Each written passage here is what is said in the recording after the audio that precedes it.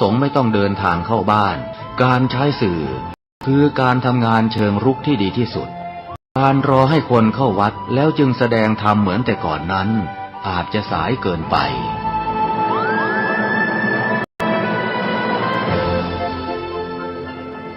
เราควรใช้สื่อนำธรรมะเข้าไปให้ถึงภายในบ้านโรงเรียนองค์กรต่างๆให้มากที่สุดการใช้สื่อจะทำให้ผ่อนแรงและประหยัดทั้งคนและเวลาเทศนาผ่านสื่อเพียงคนเดียวเสมือนเราเนรมิตนักเผยแผ่ได้เป็นหมื่นเป็นแสนนักเผยแผ่นั้นนอกจากอบรมตามหลักสูตรธรรมดาเพื่อให้ได้วุฒิบัตรรับรองแล้วพึงอบรมเรื่องการเทศนาการเขียนการค้นคว้าซึ่งอาจจะเป็นเรื่องเฉพาะตัวแต่ก็สามารถฝึกขึ้นมาได้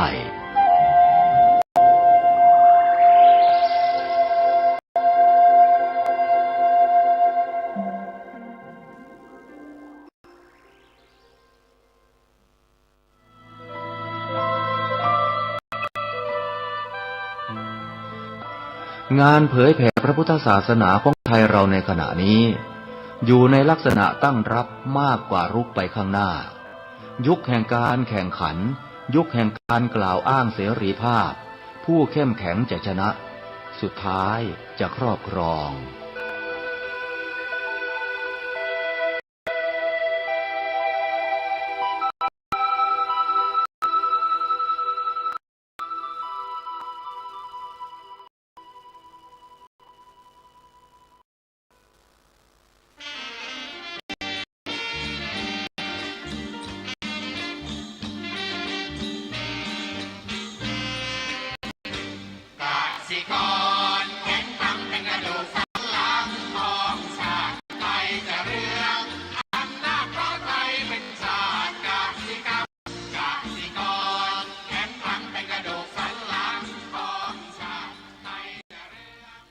รายการต่อจากนี้ไปขอเชิญท่านผู้ฟังทุกท่านเข้าสู่รายการดีมีคุณค่าน่าติดตามรายการเกษตรเพื่อชีวิตดำเนินรายการโดยกลุ่มรักเกษตรประสานงานโดยนายพิชัยคงพิทักษ์คณะเกษตรมหาวิทยาลัยเชียงใหม่หมายเลขโทรศัพท์053944030ขอเชิญทุกท่านติดตามรับฟังได้ณบัดนี้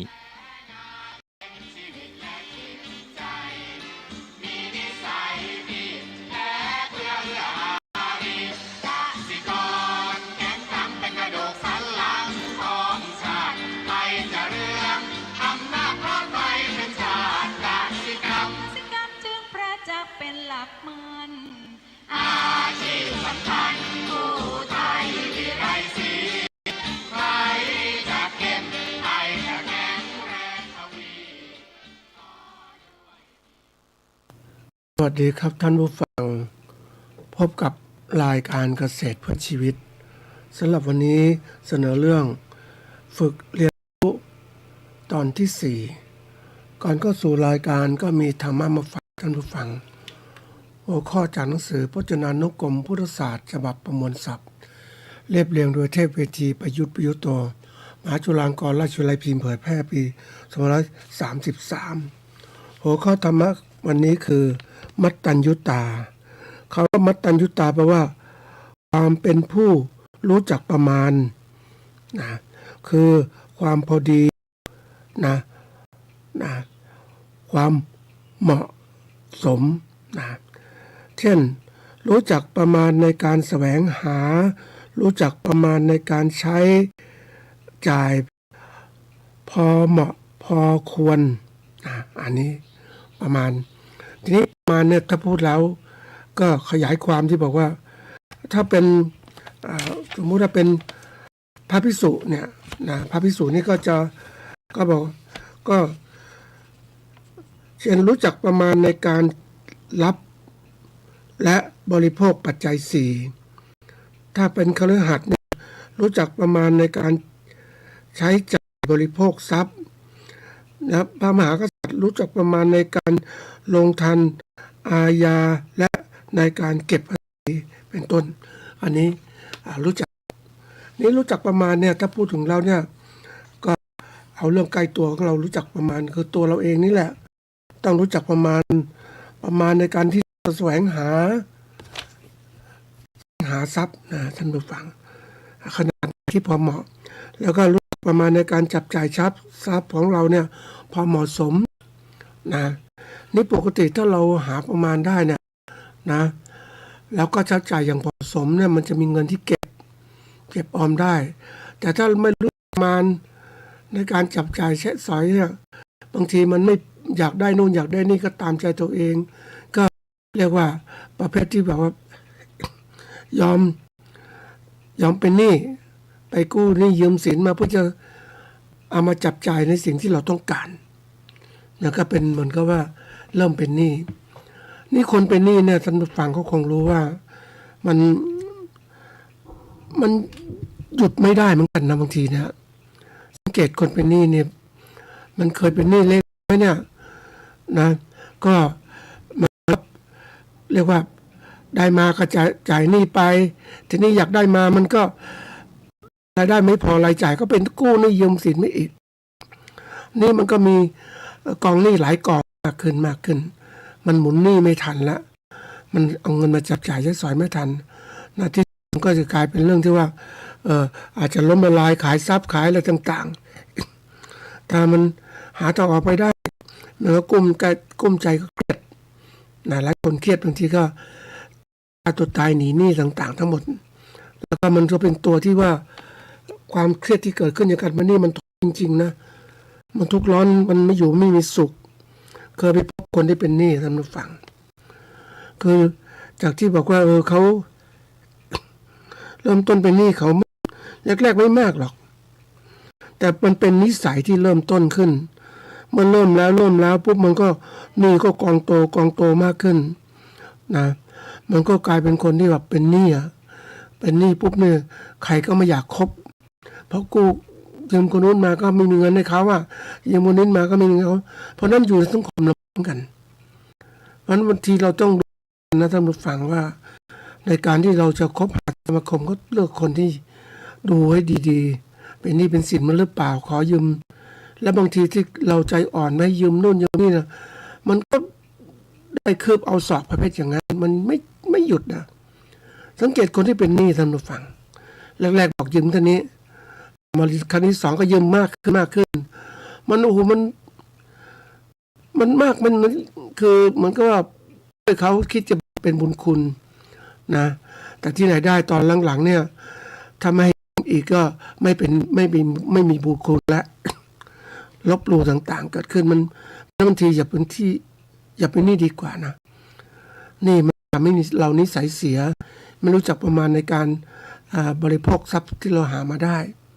นะแล้วปัจจุบันที่บอกว่าสังคมเราเนี่ยมันมีหนี้สินส่วนตัวหนี้สินจะกลายเป็นหนี้สินครัวเรือนแล้วก็มันก็ใหญ่โตขึ้นจากครัวเรือนหลายครัวเรือนน่ะเป็นหนี้อะไรหนี้ประเทศละเราก็กู้หนี้ยืมสินคนอื่นมาใช้งบประมาณไม่พอก็ไปกู้เข้ามามันเป็นเขาเรียกอะไรคือคนกู้ก็มันก็ว่ามันกู้มาเมื่อการกู้เงินมันก็มีประโยชน์ฝั่งถ้ามาใช้ที่เหมาะสมมันสามารถจะช่วยการเศรษฐกิจขึ้นแต่ใช้ไม่เหมาะสมเนี่ยถ้าสมมติว่ากู้หนี้นะเอามาใช้นู่นใช้นี่หรือกู้หนี้นะดอกเบี้ยถูกมาใช้หนี้เบี้ยแพงอันนั้นคือเป็นการกู้นะเพื่อแก้ปัญหาแต่ถ้าเรา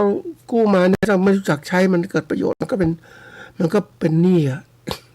นี่ใช้ไม่ได้เหมือนรัฐบาลที่กู้หนี้ยืมสินมาเยอะแยะมันสะสมนะมันก็จะกลายเป็นปัญหาเกิดขึ้นเพราะเวลาเราจะกู้หนี้ใครก็ตามต้องดูว่าเรามีสภาพพอใช้ไหม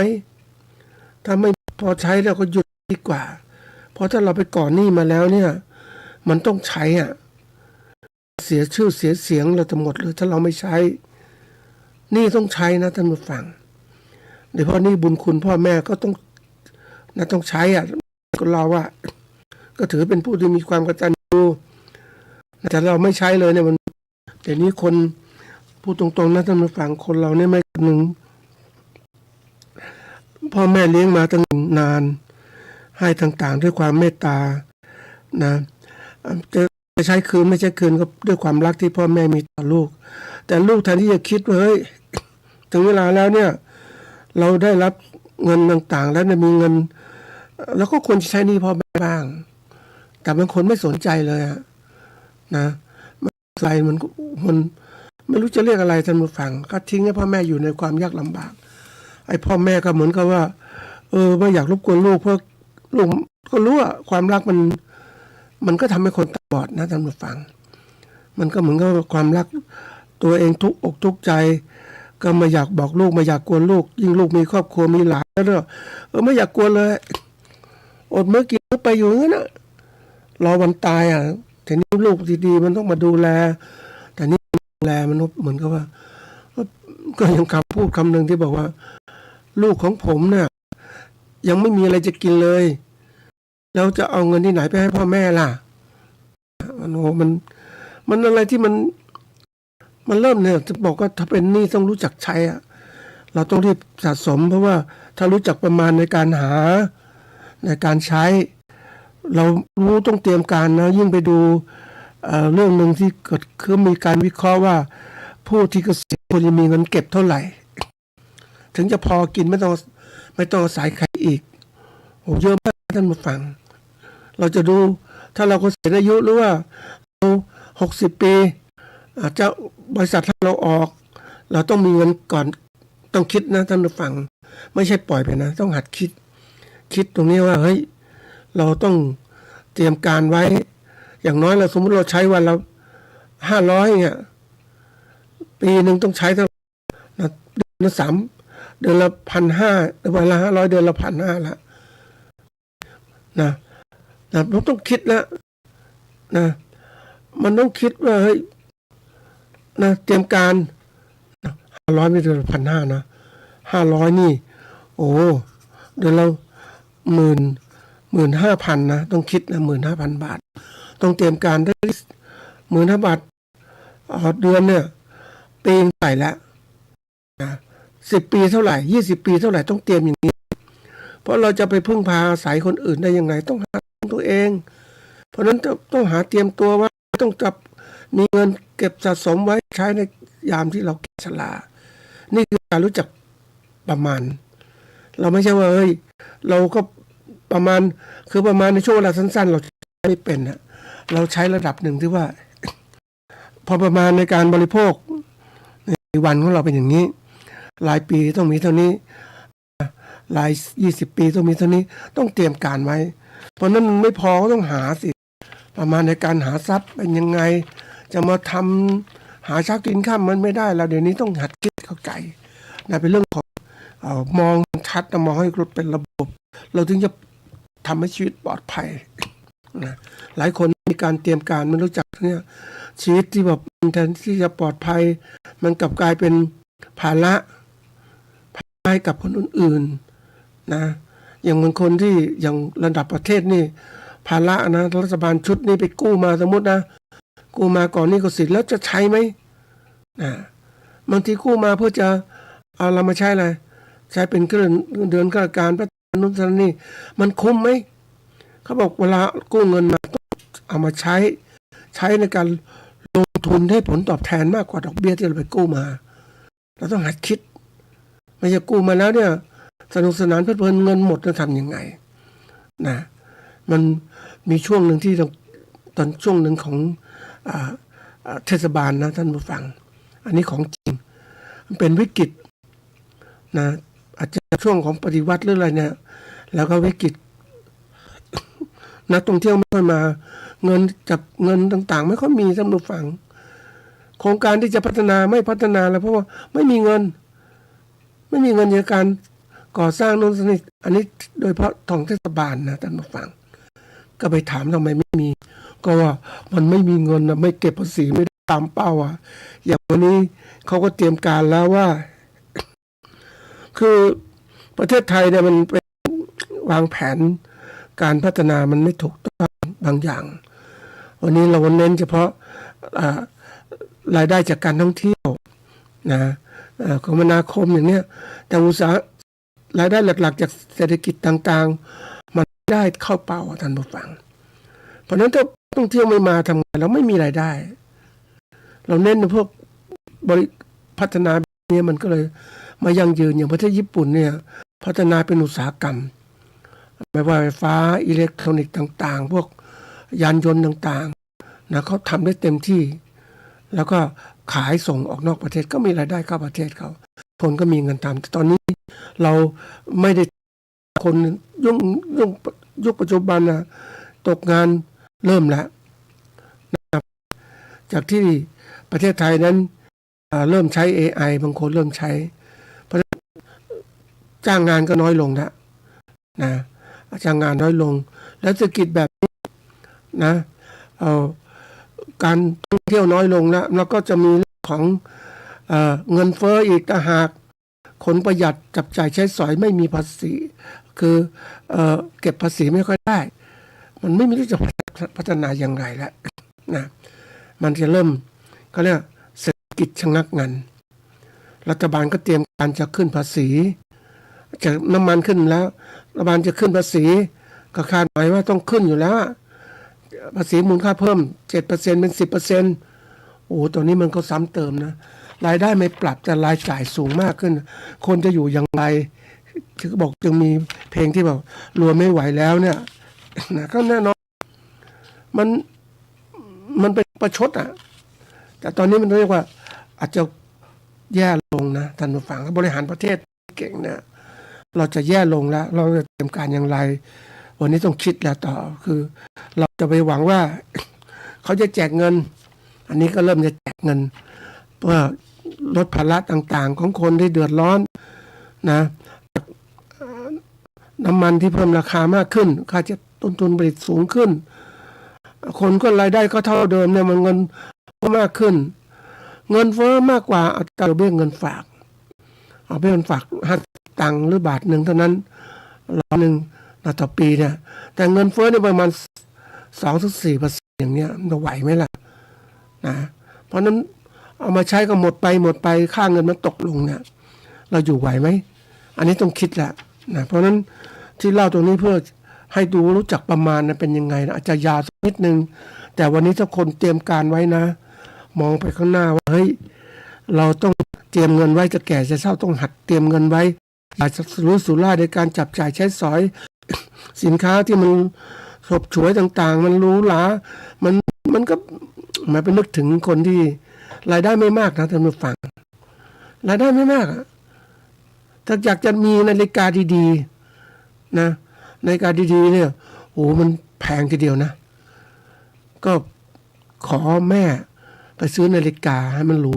มันดีนาฬิกาเนี่ยมันก็ตัวบอกเวลาเดี๋ยวนี้มันมีนาฬิกาทุกตัวมันสามารถมีใช้ได้บอกเวลาหมดแล้วไม่ต้องไปโชว์ใส่มันเกะกะนะนาฬิกาข้อมือเนี่ยมันเกะกะนะแต่คนบอกสวยหรูจริงๆมันมีสมาร์ทโฟนก็มีนาฬิกาแล้วนาฬิกาเดี๋ยวนี้เราก็เป็นดิจิตอลเยอะแยะไปหมดไม่ต้องนาฬิกาแบบเดิมเป็นเข็มอย่างเงี้ยมันเป็นตัวเตือนนั่นเองแล้วไม่ต้องไปทำให้หรูหราเกะกะเปล่าๆมันต้องคิดอย่างนี้มันต้องประหยัดยุคนี้ต้องประหยัดนะท่านผู้ฟังถ้าไม่ประหยัดนะเดือดร้อนทุกอย่างนะท่านผู้ฟังเพราะว่าอย่างคนเนี่ยเกษตรกรอยากจะมีรถมีไปแล้วอ่ะที่มีรถกระบะครอบครัวหนึ่งคันน่ะไม่ได้ใช้แต่ก่อนได้ใช้เดี๋ยวนี้ไม่ใช้น้ำมันแพงมันคุ้มในการใช้ไหมบางทีเช่าดีกว่าไหมอย่างเนี้ยนะเคยเห็นที่คนเขาซื้อหรือเช่าดีเนี่ยคำพูดคำนี้น่าคิดนะซื้อหรือเช่าดีมันยังไม่แน่นอนเลยไม่แน่นอนก็เช่าดีกว่าใช่ไหม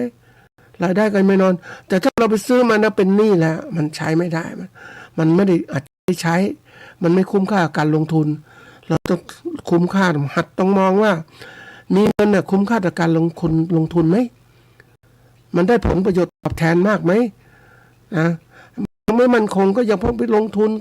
ซื้อโน่นซื้อนี่เป็นสินทรัพย์สินที่แบบมันเสื่อมตามราคามันทรัพย์สินแฟชั่นเสื่อมตามราคาเนี่ยมันน่ากลัวตรงนี้ที่มันสร้างหนี้สร้างสินขึ้นนะอันนี้ก็เล่าตรงนี้เกริ่นไว้เพราะว่ามันเหตุผลเพราะคนเราเนี่ยในช่วงร่ำรวยตอนรายได้ดีเนี่ยก็จับจ่ายใช้สอยเต็มที่สนุกสนานเพราะมีเงินมันมีความสุขนะคนส่วนใหญ่มองแต่นี่มันไม่มีเงินนะมันก่อนไปดูเนี่ยโหท่านผู้ฟังคำพูดของคนที่ มีเขาเรียกมีเงินนะตอนสมัยมีเงินนะก็ซื้ออะไรแพงๆมาทีนี้มันไม่ค่อยได้ใช้ทำหนึ่งฝั่งไม่ค่อยได้ใช้ก็พยายามมาขายถูกก็เอาอยู่เกะกะเปล่าไม่มีประโยชน์อะไรคือตอนอยากได้มันมองเห็นค่ามันสูงใช่ไหมแต่ตอนใช้ไปนิดหน่อยมันไม่กระเหี่ยงมันก็บอกว่ามันก็ไม่มีอะไรที่มันเลิศหรูมันพอแล้วอย่างคนมีเครื่องเสียงโอ้คุณภาพดีๆนะท่านผู้ฟังมันฟังมันเพราะต่างๆนะโอ้เปิดอะไรมันแต่ถามว่าถึงวันหนึ่งแล้วมันอยากจะฟังไหมมันเบื่อแล้วมันก็แค่นั้นน่ะซื้อมาเป็นหลายพันบาทอย่างเงี้ยอันนี้มาขาย100ก็จะขายอยากจะขายนะอันนี้เป็นตัวอย่างบางทีคนในช่วงอยากได้ก็แพงเท่าไหร่ก็ซื้อแต่ตอนจะขายไม่คิดมันใช้นิดหน่อยมันเบื่อแล้วมนุษย์เนี่ยนี่ตอนมีเงินตอนนั้นมันเยอะมันซื้อนี่อีตอนนี้ไม่มีเงินนะท่านผู้ฟังเศรษฐกิจลำบากนะเห็นคนที่เอาของสินค้ามาขายนะมันขายไม่ได้เงินนะมันก็คุ้มค่าเลยก็ถามว่าคุณทำไมไม่ทำอย่างอื่นก็ไม่รู้จะทำอะไรแล้วรายได้ไม่พอรายจ่ายก็ต้องทรัพย์สินต่างๆเสื้อผ้าของเก่าของที่ใช้ไม่ใช้ของที่ใช้ไปแล้วอะไรต่างหรือของยังไม่ใช้ก็มีเอามาขายเพราะอะไรเงินรายได้มันไม่มีท่านผู้ฟังก็บอกว่าจะจนแบบนี้น่ากลัวนะไม่มีเงินพวกที่ไม่มีเงินคือพวกที่แบบว่าสมมติผู้จ้างรายวันรับจ้างรายวันไม่มีเงินนะลำบากมากนะถ้าสำหรับเกษตรกรเนี่ยถ้ามีข้าวมีอะไรยุ้งพอว่าอยู่ได้สมัยก่อนยังคิดว่าทำไมอยู่ได้ชนบทอยู่ได้ยังไงก็เพราะว่ามีข้าวเปลือกในยุ้งฉางจะกินกระสีมามีปลาในบ่อมีผักมีรั้วกินได้ทุกอย่างมีเป็ดมีไก่อยู่ได้ไม่ต้องออกไปไหนเสื้อผ้าใช้กันเก่าๆก็ยังใช้อยู่ไม่ซื้อแต่ทีนี้ถ้าคนรุ่นใหม่ที่มันจนขึ้นมาท่านผู้ฟังพวกรับจ้างรายวันที่ไม่มีที่ดินไม่มีอะไรสักอย่างเดียวเนี่ยโอ้โหมันได้ไปเห็นคนที่ก็จนนะท่านผู้ฟังเพราะว่าแต่มันเขาก็จับใจใช้สอยไม่เยอะนะจนเนี่ยมันไม่มีรายได้จริงๆขอพี่ขอน้องกินกันอย่างเงี้ยทำงานก็ไม่ทำไม่ได้แล้วจะไปแก่ชราแล้วเมื่อเราหนุ่มๆก็ไม่มีงานการศึกษาน้อยมันทำไงแล้ววันนี้แรงงานต่างชาติเข้ามาในประเทศไทยเยอะแยะไปหมดเลยเขาไม่จ้างคนไทยค่าแรงมันแพงจ้างคนต่างถิ่นเข้ามาเนี่ยมันถูกกว่านี่คือปัญหาใหญ่แล้วคนรุ่นเนี้ยคนแบบนี้จะอยู่ยังไงมันน่าคิดนะโดยเฉพาะบางทีถ้าเป็นกรรมกรในกรุงเทพอย่างเงี้ยรายวันนะบางคนก็ต้องอยู่ไม่ได้กรุงเทพก็กลับมาบ้านนอกเกิดอากาศแห้งแล้งตอนนี้ที่วิกฤตนะถ้าวิกฤตเอลนิโญมานี่โหน่ากลัวมากแห้งแล้งท่านผู้ฟังคงแบบไปดูพื้นที่ที่แห้งแล้งเนี่ยนะเราเคยดูอย่างถ้าเราอยู่ภาคกลางเนี่ยน้ำท่าดีมากแล้งก็ยังมีน้ำไหลแต่ถ้าเป็นชนบทข้างนอกเนี่ยจังหวัดอย่างอุทัยธานีภาคอีสานบางส่วนในจังหวัดมันแล้งจริงๆนะกลางทุ่งไม่มีน้ำก่อนไม่มีน้ำใต้ดินเราต้องสูบมาเดี๋ยวนี้สูบจนน้ำใต้ดินก็จะหมดแล้วเอามาใช้นะระดับที่ว่าน่ากลัวมากนะเพราะนั้นวันนี้ที่บอกว่าโลกมันเป็นวิกฤตที่เกิดขึ้นจากภาวะอากาศที่เปลี่ยนแปลงแล้วโลกมันร้อนขึ้นพายุมามากพายุนี่รุนแรงอะไรต่างๆที่เกิดขึ้นข้างหน้าเนี่ยมันลำบากมากนะท่านผู้ฟังแล้วต่อไปนี้ค่าไฟฟ้าก็จะเพิ่มขึ้นแล้วภาษีมูลค่าเพิ่มจะเพิ่มขึ้นอีกแล้วท่านมีเตรียมตัวอย่างไรในการรองรับตรงนี้นี่คือสิ่งที่ต้องฝึกเรียนรู้สำหรับพวกเราทุกคนแล้วมองไปข้างหน้าไม่ใช่เรียนตามมาท่านผู้ฟังบางทีเขาบอกคนที่อยากจะคือเรารู้จากที่เราเรียนในห้องเรียนที่มีผู้สอนมีแรงต่างนะแต่นี่เราจบการศึกษามาแล้วจากห้องเรียนวันนี้มันมีอยู่ห้องเรียนภายนอกแล้วมันก็ต้องเรียนภายนอกจากเอาตัวอย่างต่างๆมาเป็นครูสอนเรานะสอนเราเป็นให้มีความรู้แต่ถ้าอยากจะเรียนรู้นี่ต้องฝึกด้วยประสบการณ์ทวนนิดนึง วันนี้ก็ถ้าเข้าสู่เรื่องของการว่าเรื่องของเราฝึกเรียนรู้เนี่ยทำไงฝึกขึ้นมาก็ว่าเป็นคำกริยาเพราะว่าทำให้เกิดความรู้ความเข้าใจจนนะจนเป็นหรือมีความชำนาญจนเป็นหมายว่าคือให้มันมีรู้ทำอะไรไม่ได้รู้ทำให้ได้นะและมีความชำนาญเกิดขึ้นนี่คือรู้จักมีผู้สอนทีนี้รู้จักมีผู้สอนแต่ถ้าเรียนรู้เนี่ยเป็นคำกริยาเหมือนกันคือเข้าใจความหมายของสิ่งใดสิ่งหนึ่งนะโดยประสบการณ์ก็สอนเราก็เป็นประเภทที่ว่าเรียนรู้จากการทำงานของเราเนี่ยนะประเภทที่เรียกว่าเป็นการปฏิบัติงานเนี่ยจะสอนเราให้เรียนรู้นะประสบการณ์ต่างๆวันนี้ต้องประสบการณ์ของเราต้องหัดเรียนรู้แล้วทุกอย่างนะเราก็ทำฝึกนะวันนี้ที่เอา2-3 ตอนมาบอกเนี่ยจะให้ท่านผู้ฟังเตรียมฝึกไว้อย่างเรื่องของเศรษฐกิจเนี่ยอันนี้จะพูดถึงเศรษฐกิจต่อจากตอนที่แล้วนะว่าเรื่องของเศรษฐกิจเนี่ยมันเป็นยังไงคำว่าเศรษฐกิจคือการซื้อขายแลกเปลี่ยนนะสินค้าของเราเนี่ยนะมันนะวันนี้สินค้าในตลาดของเราเนี่ยมันมีสินค้าอุปโภคบริโภคนะอุปโภคก็คือกินและใช้บริโภคบริโภคกินอุปโภคไม่ได้กินและใช้พวกเสื้อผ้าต่างๆนะรถยนต์หรืออะไรต่างๆบ้านต่างๆเนี่ยนะเป็นสินค้าทุกมอกแบ่งอย่างนี้ง่ายๆเนาะทีนี้เราเองเราดูสถานการณ์ยิ่งช่วงของเศรษฐกิจแบบนี้นะสงครามที่มันเกิดขึ้นนะมันแย่งชิงทรัพยากรกันก็เกิดปัญหาว่ามันทำให้อะไรเกิดขึ้นอย่างน้อยน้ำมันแพงขึ้นนะปุ๋ยแพงขึ้นนะนี่พวกปัจจัยอื่นอีกหลายตัวสินค้าอุตสาหกรรมที่อื่นที่เรานำเข้ามามันแพงขึ้นตัวท่านผู้ฟังที่ตัวน้ำมันมันก็เกิดว่ามันแพงขึ้นแล้วเนี่ยมันเยอะมากนะเกือบ2 เท่าแล้วนะเกือบเท่าตัวแล้วเนี่ยนะเราจะทำอย่างไรนะต้องคิดแล้วเพราะฉะนั้นเมื่อต้นอะไรแพงขึ้นหมดทุกอย่างนะบางทีคนที่เขาค้าขายยังคิดพวกอาหารการกินเนี่ยอย่างข้าวราดแกงเนี่ยทำไมยังไม่ขึ้นราคาก็เขายังคือแบกรับต้นทุนอยู่แล้วขึ้นราคาเนี่ยมันก็จะได้น้อยลงคนก็ซื้อน้อยนะท่านผู้ฟังยังคิดว่าระหว่างตัดสินใจสมมติมีร้านหนึ่งนะท่านผู้ฟังค่าบริหารธุรกิจนะคืออยากจะขายต้นทุนมันแพงเนี่ยขึ้นราคาสินค้ามากขึ้นนะเป็นเท่าตัวนะก็หวังว่าจะได้กำไรนะมากขึ้นปรากฏว่าคนกินน้อยลงครับท่านผู้ฟังนะจริงๆเขาน่าจะลด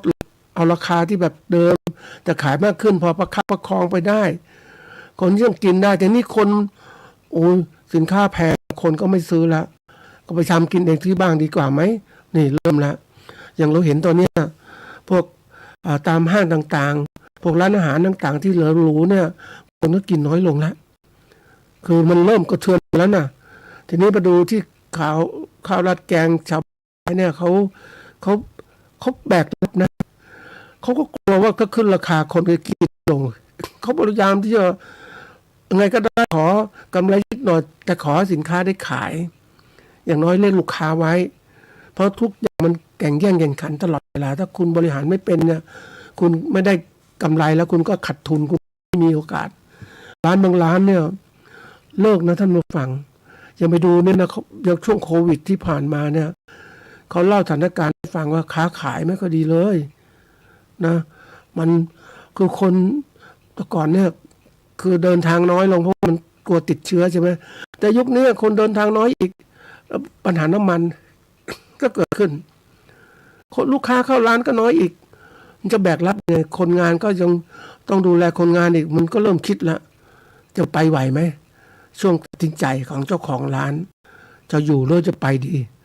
อยู่ไหมก็สู้ต่อไปพอมีกำไรนิดหน่อยแต่ถ้ามันขาดทุนนะมันไปไม่ได้ก็ต้องเลิกกิจการนะอันนี้เป็นตัวสำคัญหลังจากนี้แล้วเนี่ยธุรกิจการค้าก็จะแย่ลงคนพวกสินค้าเกษตรเนี่ยแย่ลงนะท่านผู้ฟังบางที่เนี่ยเกษตรกรไม่มีเงินอ่ะคือแทนที่จะค้าขายได้กำไรอย่างข้าวอย่างเงี้ย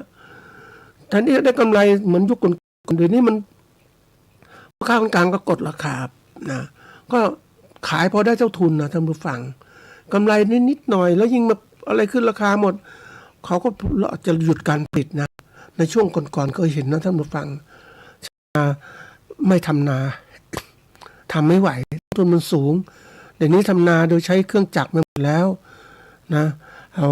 อย่างชาวนาที่มีพื้นที่อย่างเนี้ยเขาเปลี่ยนระบบการทำนาก่อนเนี่ยนะคือเปลี่ยนรูปแบบการทำนาคือทำด้วยตัวเองทุกอย่างเลยแต่วันนี้เจ้าของชาวนาท่านก็อายุมากลูกหลานก็ไม่มาทำนาแล้วก็ใช้วิธีการจ้างเหมา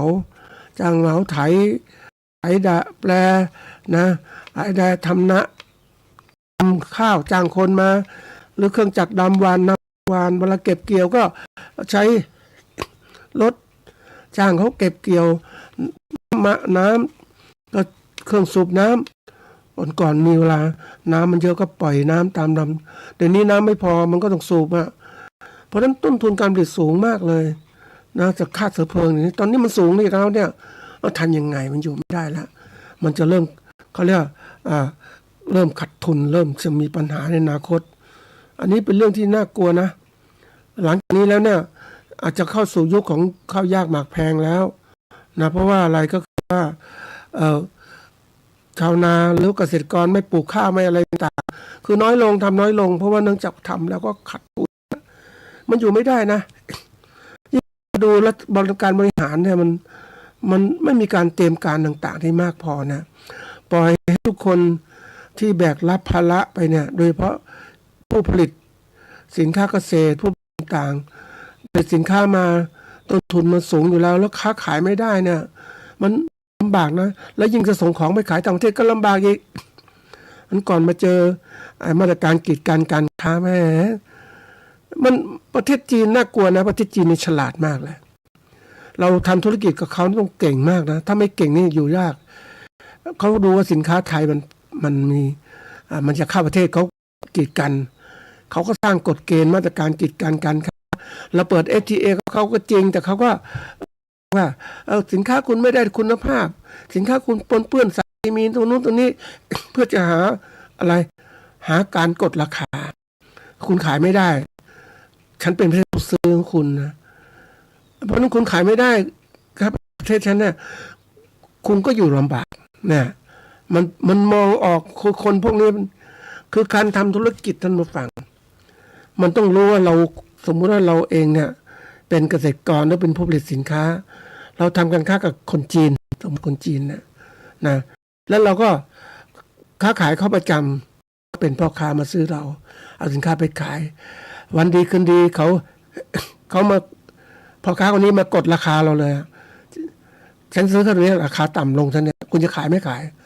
คุณไม่ขายก็ไปขายที่อื่นเกษตรกรไม่มีการผู้ผลิตไม่มีการที่ตัวมาก่อนคือพึ่งพาพ่อค้าคนเดียวเนี่ยแล้วไม่หาตลาดเพิ่มเติมเนี่ยมันขายไม่ได้นะเคยดูสินค้าเกษตรเนี่ยที่เกษตรการกดราคาของเขาเนี่ยมันโหดมากๆท่านผู้ฟัง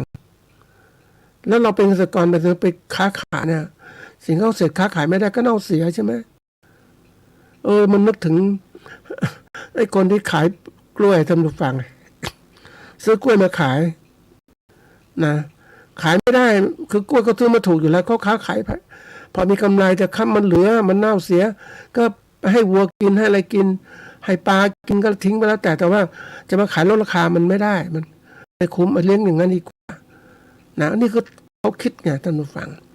นี่เราเองมาเจอปัญหาอย่างนี้ในช่วงวิกฤตเนี่ยเกษตรกรเราเจอปัญหาส่งสินค้าไปจีนมีปัญหากีดการค้าเกิดขึ้นมันค้าขายไม่ได้จีนก็ไม่มีรายได้มากขึ้นเพราะอะไรก็ถูกกีดการค้าจากประเทศอเมริกาขึ้นภาษีเพราะนั้นมันก็เลยหยุดชะงักไปหมดแล้วเราต้องเตรียมตัวเวลาศึกษาต้องศึกษาให้เป็นระบบมันจะเห็นเลยเพราะนั้นเห็นตรงนี้ปุ๊บเนี่ยสั่งงานทรัพย์ในประเทศจีนนี่สินของคนจีนคือสินค้าส่งไปอเมริกาไม่ได้ส่งประเทศอื่นไม่ก็กีดกันเพราะฉะนั้นจีนก็เลยทุ่มสินค้ามาไปหลายตัวนะท่านผู้ฟังเอามาขายถูกๆในประเทศไทยเพราะนั้นก็แย่งตลาดเราคนผลิตในประเทศไทยอยู่ไหวไม่ไหวสินค้าเกษตรก็มาขายสินค้านู่นนี่ เอามาขายยากเลยอ่ะว่าเขาผลิตมาเยอะแล้วเนี่ยมันก็เหลือใช่ไหมนะมันก็ทุ่มตลาดประเทศไทยแล้วเราจะอยู่ไหวไหมเนี่ยผู้บริโภคมีเงินก็ซื้อไปถูกก็ไม่เป็นไรแต่ผู้ผลิตสินค้าประเทศไทยจะไปไหวไหมไม่ไหวก็ลำบากเนี่ยนี่แหละคือเศรษฐกิจของเราวันนี้มันก็เข้าสู่ยุคที่ว่าเราการแก้ปัญหาอย่างไรในเศรษฐกิจแบบนี้นะเรามาดูว่าตอนนี้ทั้งเขาเรียกว่าตั้งแต่นะประเทศไทยเจอปัญหาวิกฤตต่างๆทั้งหมดแล้วก็เราก็พึ่งพาการท่องเที่ยวเป็นหลักส่งออกได้นิดหน่อยยิ่งอเมริกาขึ้นมาสีเราอีกต่างหากเนี่ยมันลำบากนะ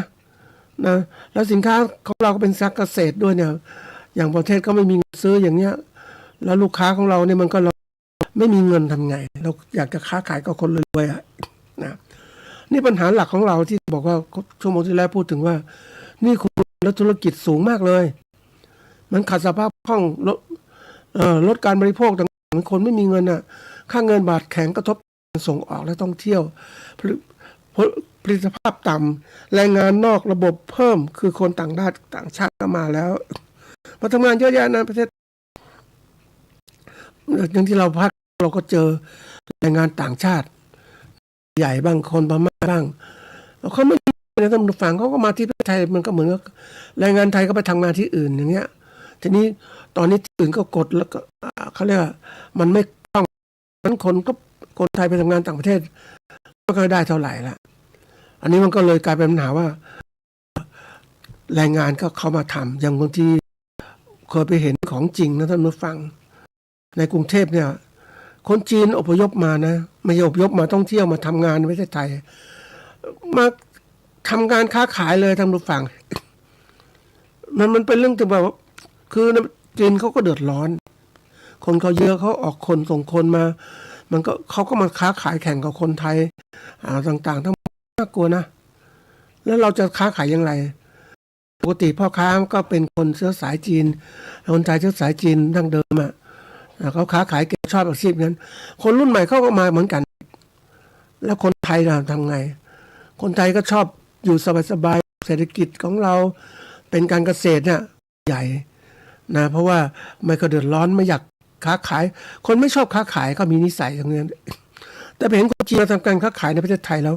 โอ้โหมันแย่งแรงงานไทยนะแย่งธุรกิจของเราหมดเลยแล้วก็ผูกขาดได้หมดไม่ว่าจะเรื่องทุกเรื่องเลยก็คนจีนก็รู้ว่า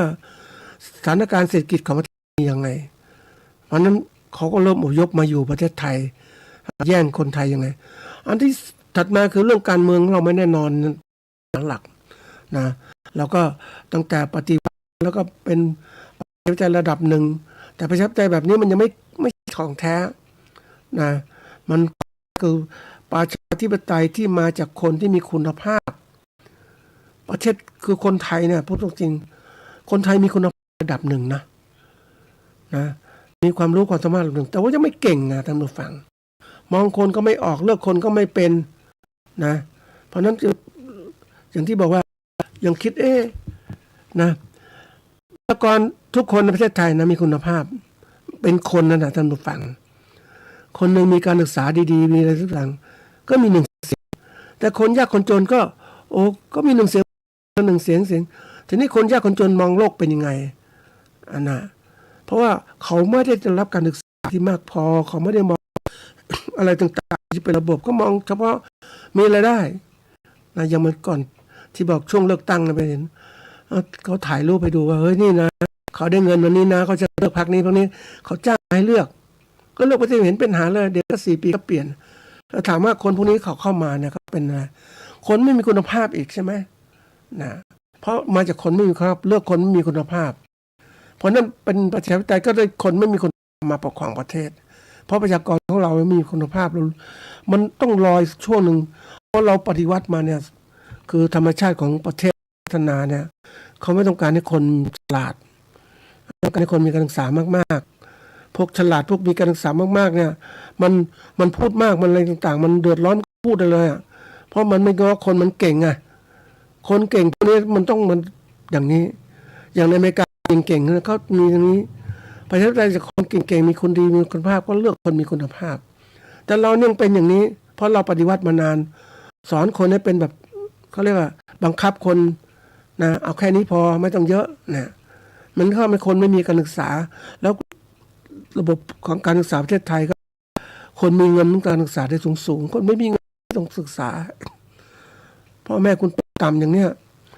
นึกถึงเวียดนามท่านผู้ฟังแบบไปโอ้โหมันเขายอมทุ่มของเขานะตอนประเทศเขาเป็นคอมมิวนิสต์เนี่ยนะเวียดนามเหนือเนี่ยเขายอมนะคนพ่อแม่ยากจนพ่อแม่จะพยายามส่งเสียให้ลูกเรียนนะเขามีลูกน้อยนะท่านผู้ฟังว่ามันถูกระบบปกครองเขาก็มีลูกน้อยเขาพยายามส่งลูกเขาไปเรียนหนังสือนู่นไปนี่พ่อแม่บ้านเขายังเหมือนเขาเรียกอะไรปลูกบ้านนะมีบ้านนะท่านผู้ฟังแต่ประตูบ้านนะมันเป็นอะไรรู้ไหมแทนที่เป็นประตูไม้ไหมเป็นผ้าม่านไม่มีตังค์นะท่านผู้ฟังรายได้ก็ไม่มีมันเหมือนก็คนมันก็ความยากจนมันสอนคนเนี่ยมันเขาสอนกันพ่อแม่ลำบากเขาเลยทุ่มในการศึกษาของลูกมากเพราะการศึกษาระบบที่เปลี่ยนแปลงประเทศวันนี้เวียดนามเจริญก้าวหน้ามากขึ้นมาจากประเทศที่เป็นยากจนนะแต่ก่อนเป็นประชาธิปไตยระดับหนึ่งเพราะมันประชาธิปไตยคนที่แบบเขาเรียกว่าเป็นชนชั้นประเภทคนรวยมันรวยมันไม่กี่คนคนจนมากมายแต่เดี๋ยวนี้เขาก็เริ่มกระจายคนทุกคนจนเสมอกันแล้วก็ตอนนี้มั่งมีเสมอกันนะคนรวยก็อยู่ในกลุ่มนี้เพราะนั้นมีโอกาสพัฒนาไปได้ไกลเขาจึงวันนี้ใครก็ลงทุนในเวียดนามอะไรต่างๆซึ่งเป็นประเทศที่ประชากรเขาเยอะนะแล้วเขาดีขึ้นการศึกษามันดีขึ้นทำให้คนฉลาดมุ่งมั่นในการทำงานประเทศขึ้นเจริญนะท่านผู้ฟังแต่อย่างเราเนี่ยเราเป็นประเทศที่แบบว่าปฏิวัติบ่อยแล้วทำให้คนไม่มีความรู้เศรษฐกิจแย่ลงมันก็เหมือนก็ทำลายระบบการพัฒนาประเทศพัฒนาคนต่างๆจงจะลืมว่าสิ่งแวดล้อมในพัฒนาคนนะสิ่งแวดล้อมดีมันกระตุ้นคนให้เกิดการพัฒนานะแต่สิ่งแวดล้อมไม่ดีเนี่ยมันไม่กระตุ้นทำให้บอบช้ำอย่างสมัยประเทศไทยก็ถูกต้องแช่แข็งประเทศไทยเพราะว่าอยากให้เจริญก้าวหน้านี่ก็ตัวเลยเพราะนั้นวันนี้ก็เป็นพิษสะสมที่เกิดขึ้นเราก็ได้ประชาธิปไตยที่ไม่สมบูรณ์แบบนะแล้วก็ปัญหาตรงนี้มันสะสมมาหมดหนี้ครัวเรือนสูงการแก้ปัญหาส่วนบุคคลเนี่ยวันนี้ทำอย่างไรส่วนบุคคลเราคือตัวเราเองนี่แหละต้องพยายามหารายได้มากที่สุดนะท่านผู้ฟังนะลดค่าใช้จ่ายไม่เป็นอย่างแทนที่กินอาหารนอกบ้านกินเองเสียใช้ขนส่งสาธารณะนะแทนที่ซื้อรถยนต์ต่างๆเลิกบริการที่ไม่ใช้นะอย่างวันนี้เราเป็นหนี้นะท่านผู้ฟังตัวหนึ่งคือโทรศัพท์เนี่ยโทรศัพท์มือถือค่าบริการต่างๆนะนี่คือตัวสำคัญจริงถ้าพัฒนาเนี่ยประเภทที่อยากพัฒนาคนเนี่ยพวกของใช้อินเทอร์เน็ตฟรีอย่างเงี้ยน่าเหมาะสมมากคนฉลาดมากขึ้นอะไรมากขึ้นตอนนี้มันเสียค่าต่างๆทั้งหมดเนี่ยนะวันนี้เรื่องของการศึกษาของคนแล้วตอบคนก็มีปัญหาแล้วตอนนี้คือว่าเรียนไปแล้วไม่มีงานนะทำไงดีเศรษฐกิจแบบนี้คนก็เริ่มท้อถอยไม่เรียนมากแล้วเอาแบบเนี้ยแต่นี้มันเศรษฐกิจมันหดตัวนะท่านผู้ฟังน่ากลัวนะประเทศของเราเนี่ยก็ยังไม่เก่งจริงนะที่มาจะตอนนี้จะเริ่มคือแก้ปัญหาเศรษฐกิจไม่เป็นปัญหาของประเทศเรื่องเศรษฐกิจต่างๆไม่เก่งนะเราก็เริ่มจากการกู้หนี้ยืมสินและกู้มาก่อนถัดมาคือเรียกว่าให้นะจ่ายเงินคนทั้งประเทศนะสมมตินะที่โครงการต่างๆคนละครึ่งอะไรเงี้ยมันเป็นเรื่องที่แบบมันปัญหาที่แบบนิดหน่อยฉะนั้นมันไม่แก้ปัญหาระบบเพราะระบบของเราเนี่ยมันเศรษฐกิจมันซบเซาแล้วเนี่ยระบบการค้าต่างๆก็ไม่ดีพอมันก็เป็นปัญหาใหญ่มาตรการระยะยาวเนี่ยเรื่องของการศึกษาตระหนักเรื่องรู้ทางการวางแผนการใช้เงินบริหารความเสี่ยงตอนนี้ประเทศไทยเราเสี่ยงมากนะลงทุนอย่างนักธุรกิจเนี่ยที่เขารู้เรื่องของเศรษฐกิจจะเป็นยังไงมันคงเนี่ยภาวะสงครามปุ๊บจะลงทุนไหม ไม่มั่นคงอย่าไปลงทุนเลยหยุดดีกว่าเพราะลงทุนไปแล้วผลิตมาแล้วขายไม่ได้ทำไงแล้วเดี๋ยวนี้มันประเทศต่างๆเนี่ยมันก็คือคนแต่ละประเทศก็พัฒนาความสามารถความสามารถของคนสูงขึ้นคนที่ประเทศเก่งๆเขาเตรียมการนะท่านผู้ฟังเอาตัวอย่างเช่นจีนเนี่ยเขาฉลาดเขาเริ่มพัฒนาธุรกิจของเขาวันนี้ประเทศจีนมีปัญหาเขาคนที่เขาเก่งๆอพยพมาอยู่ประเทศไทยก็มีเขาเตรียมการต่างๆนะเราเองจะไปทำยังไงอยู่ที่ไหนอย่างไรนะเราก็เริ่มมาทำธุรกิจต่างๆนะช่วงหนึ่งที่ยังคิดอยู่ว่าคือจีนเขามองการไกลเหมือนกันนะแต่ว่าเขาก็อยากจะมีธุรกิจของตนเองมาประเทศไทยทำยังไงบ้างทำรถเขาเรียกว่าประเภทซื้อโรงแรมจัดตั้งบริษัทรถทัวร์นะแล้วก็ทำร้านอาหารนะเพื่อรองรับการท่องเที่ยวนะที่เขามองว่าประเทศไทยเป็นประเทศท่องเที่ยวก็เขาทำอย่างนี้จริงๆนะเพราะฉะนั้นพวกที่มาท่องเที่ยวประเทศไทยเนี่ยแทนที่ไทยจะได้เยอะไหมท่านผู้ฟังเพราะธุรกิจของเขาวางพื้นฐานเขารู้ตั้งแต่เริ่มต้นแล้วเขามาทำธุรกิจท่องเที่ยวที่พักโรงแรมในไทยรองรับคนของจีนที่เข้ามาเที่ยวนะร้านอาหารของเขาอีกแล้วเราจะได้อะไรก็ได้เพียงแค่ค่าจ้างแรงงานเท่านั้นเพราะนั้นเป็นตัวอย่างที่ตรงนี้ต้องรู้เท่าทันแต่ปัญหาคือคนของเรานะรัฐบาลไม่เก่งเมื่อไม่เก่งบริหารเศรษฐกิจปุ๊บเนี่ยโอ้ลำบากทีเดียวตอนนี้ส่งสินค้าลำบากนะจะทำยังไงนี่คนที่สูงขึ้นนะสูงกว่า 90% ของ GDP แล้วนะแล้วก็สร้างแรงกดดันต่อเศรษฐกิจทำให้คนเป็นหนี้แล้วนะการบริโภคเพราะคนลดการบริโภคและการลงทุนต่างๆเนี่ยโอ้ท่านผู้ฟังประเทศมันก็ไม่มีเคลื่อนไหวทางเศรษฐกิจสิไม่มีการซื้อขายเพราะนั้นรัฐบาลจะเก็บภาษีไม่ได้เท่าที่ควรจะเป็นแล้วไม่มีเงินหมุนเวียนท่านผู้ฟังเพราะนั้นรัฐบาลก็จะกู้เงินมันมีทางออกเพราะอะไรคือคนทุกนี้ต้องคนเก่งๆจริงเป็นนักธุรกิจต้องบริหารตรงนี้ถ้าคนไม่เก่งก็บริหารไม่เป็นนะนี่ตอนนี้มันมีผลต่อการทำให้การอุปโภคลดลงเนี่ยอะไรต่างๆคนก็ไม่สร้างคืออุตสาหกรรมก็หยุดชะงักและไม่มีการจ้างแรงงานไม่มีการหมุนเวียนต่างๆโอ้มันหยุดชะงักนะคิดก่อนคนบริโภคสินค้าเนี่ยกินซื้อนู่นซื้อนี่ไปเยอะแยะไปหมดเลยคนมีงานทำคนขายก็ได้เงินคนซื้อก็ซื้อของไปรัฐบาลเก็บภาษีได้โอเคแต่วันนี้มันก็หยุดแหละมันก็เริ่มหยุดชะงักนะมันเพราะว่าเกิดหนี้สินครัวเรือนนี่แหละนะหนี้สินไม่มีหนี้สินส่วนบุคคลหนี้สินบริษัทต่างมันเริ่มนะอย่างที่ผ่านมาเนี่ยช่วงก่อนเนี่ยคือช่วงของการที่เขาเรียกว่ารถยึดบ้านยึดอะไรต่างมันเริ่มมาหมดอะเพราะคนไม่มีเงินน่ะท่านผู้ฟังอยากจะผ่อนนู่นผ่อนนี่ที่ผ่อนไม่ได้ไม่มีตกงานเนี่ยตกงานนี่เดี๋ยวนี้คนตกงานคนที่มีความรู้ตกงานเหมือนกันนะเพราะจะไปเลือกงานที่ใช้แรงงานเหมือนคนอื่นแรงงานใช้แรงงานคนต่างชาติก็แย่งไปแล้วนอกจากผลที่เกิดขึ้นมาคุณภาพชีวิตเราก็แย่ลงแล้วมันมีผลต่อสังคมมากนะสังคมก็มีความเครียดการออมก็น้อยลงเพราะได้มาก็จับจ่ายไปส่งผลต่อความเหลื่อมล้ำความเปราะบางในสังคมมากเลย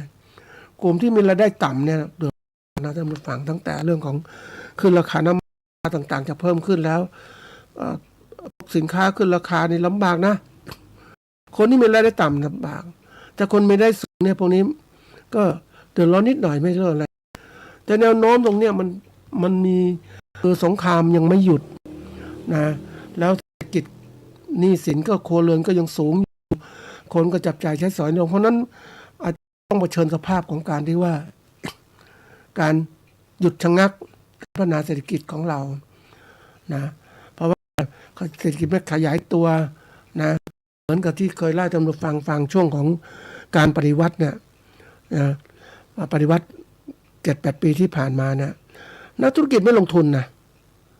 เพราะว่ามันไม่มั่นคงนี่คำพูดของเขานะไม่ลงทุนอยู่เฉยๆฝากเงินไว้ดีกว่าหรือไปลงทุนซื้อหุ้นซื้ออะไรก็แล้วแต่นั้นแต่ จะไม่ยอมลงทุนแล้วเพราะฉะนั้นในนี้ก็บอกลงทุนแล้วเนี่ยลงทุนแล้วผลิตสินค้าอะไรมาขายแล้วได้ขายไหมได้กำไรไหมถ้าขายได้จริงแต่ไม่ได้กำไรนี่มันก็ลำบากนะอย่างที่บอกเกษตรกรคิดเขาคิดว่าปลูกแล้วเนี่ยขายไม่ได้ทำยังไงวันก่อนไปดูนะท่านผู้ฟังยังคิดว่าเฮ้ยเดี๋ยวนี้มีผลิตพืชผักแบบนี้เหรอพืชแบบว่าปลูกแบบไฮโดรโปนิกคือใช้น้ำแล้วผักต่างๆเกิดขึ้นมาผลิตในกล่องแค่น้ำเหล่านี้ไปมันก็เติบโตขึ้นมันต้องใช้ดินถ้าถามเฮ้ยมันขายได้เลยนะมันขายไม่ก็ได้ที่ยังไปตลาดต่างๆนะถ้าตลาดระดับหนึ่งก็ขายได้นะตอนนี้ที่บอกว่าคนอย่างที่บอกขายบ้านก็ขายได้น้อยลงแล้วนะความเสี่ยงในความแนวโน้มต่างๆเนี่ยแน่นอนว่าลุกลามนะฐานรากโดยเฉพาะอย่างยิ่งจังหวัดที่เป็นหนี้มากเกิน 75% ของรายได้นะกระทบกำลังซื้อและ GDP แล้วชะลอตัวทางลงทุนต่างๆนะอันนี้ปัญหาโครงสร้างที่เกิดขึ้นนะเราเจอรัฐบาลที่ไม่เก่งเรื่องเนี้ยหนักนะหนักในการแก้ไขอย่างประเทศที่เขาบอกประเทศที่เคยมีหนี้สินครัวเรือนอย่างใต้ที่มีหนี้สินครัวเรือนถึง100% GDP อย่างเนี้ยบราซิลก็สูงอย่างเนี้ยไอร์แลนด์สหรัฐอเมริกาก็เจอประเทศอย่างนี้เหมือนกันนั้นเพราะนั้นเขาเจรจาหนี้ต่างๆมีกองทุนจัดการหนี้เสียต่างๆทำให้มันฟื้นฟูต่างๆนี้ประเทศไทยจะทำยังไงเราจะหวังว่ามันจะหาการลดภาระหนี้ครัวเรือนได้ไหมนะแล้วก็โครงสร้างแรงงานนอกระบบนี่มีการอย่างไรคนต่างชาติมาแย่งงานเราทำอย่างไรนะการล้มละลายเนี่ยมันก็เกิดขึ้นแล้วจะทำยังไงดีอันนี้เป็นเรื่องใหญ่นะท่านผู้ฟังที่เล่าตรงนี้เพราะว่านี่คือตัวอย่างหนึ่งของการศึกษาเรื่องเศรษฐกิจที่มันรู้การซื้อขายที่ไม่คล่องตัวในปัจจุบันว่าคนไม่มีรายได้ไม่ซื้อสินค้าปุ๊บเศรษฐกิจก็หดตัวแล้วทำยังไงแล้วถ้าเราเป็นดำเนินการค้าเองไม่มีคนซื้อน้อยลงนะคุ้มไหมไปดูตลาดนะเดินดูไปมันก็มีคนขายไม่มีคนซื้ออย่างตลาดท่องเที่ยวเหมือนกันคนไม่มาเที่ยวทำไงดีก็พ่อค้าแม่ค้าก็นั่งไม่รู้จะทำไงเปิดร้านอย่างนั้นนะไม่มีคนซื้อท่านผู้ฟังนะนี่คือตัวอย่างเพราะนั้นวันนี้ถึงขั้นตอนของเราต้องหัดแล้วต้องรู้จักศึกษาตัวนี้แล้วก็เตรียมตัวเสียปรับตัวเองพึ่งตัวเองให้ได้การหารายได้มากขึ้นนะลดการจับจ่ายใช้สอยน้อยลงให้มีเงินออมเพื่อจะเผชิญกับความเสี่ยงภัยในข้างหน้าเราต้องจัดการตรงนี้เราไม่จัดการนะลำบากมากเกษตรของเรายังดีอย่างระดับหนึ่งนะท่านผู้ฟังแต่จะอยู่ได้อย่างไรในสถานการณ์แบบนี้นะ